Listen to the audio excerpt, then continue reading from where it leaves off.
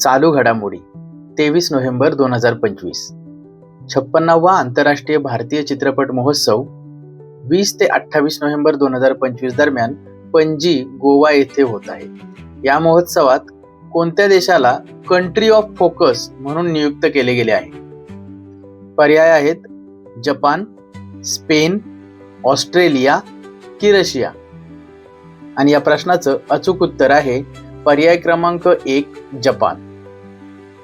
56वा आंतरराष्ट्रीय भारतीय चित्रपट महोत्सव जो गोव्यामध्ये होत आहे त्यामध्ये कंट्री ऑफ फोकस म्हणून जपान या देशाला नियुक्त केले आहे.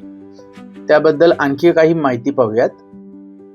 या व्यतिरिक्त स्पेन हा भागीदार देश असेल आणि ऑस्ट्रेलिया या देशाला स्पॉटलाइट देश म्हणून नियुक्त केलं गेलं आहे. आणि दुसरी आणखी एक बाब, 28 नोव्हेंबर रोजी होणाऱ्या समारोप समारंभात अभिनेता रजनीकांत यांचा गेल्या 5 दशकांमधील चित्रपट सृष्टीतील योगदानाबद्दल गौरव करण्यात येणार आहे.